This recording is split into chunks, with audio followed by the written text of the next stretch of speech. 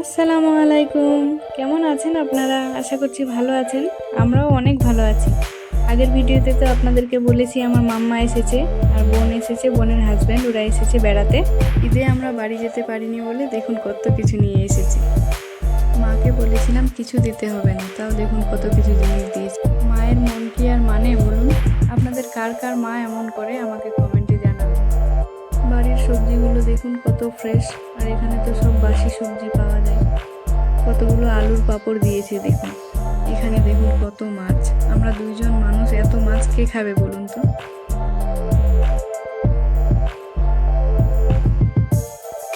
এই যে দেখুন ঈদের মাংস দিয়েছে, এটাতেও মাংস আছে। 2 টিফিন ভর্তি করে মাংস দিয়েছে। এত মাংস কি খাওয়া যায়? আর আমাকে দেখুন কত খুশি হয়েছি আমি। মায়ের কাণ্ড তো দেখলেন, এবার দেখেন বাবা কি কাণ্ড করেছে। আমার ছেলে তরমুজ পছন্দ করে বলে 10 কিলো ওজনের একটা তরমুজ দিয়ে পাঠিয়েছে। আমার বাবা মা দুজনেই কেউ কারো থেকে কম যায় না। আমার বাবা মা দুজনেই খুব মজার মানুষ। আপনারা সকলে আমার মা বাবার জন্য দোয়া করবেন। আর দেখা হবে নতুন একটি ব্লগে। ততক্ষণের জন্য আপনারা সকলেই সুস্থ থাকুন, ভালো থাকুন। এই ভিডিওটি এই পর্যন্তই। ভিডিওটি আপনাদের ভালো লেগে থাকলে অবশ্যই আমার চ্যানেলটি সাবস্ক্রাইব করে আমার পাশে থাকবেন। আল্লাহ হাফেজ।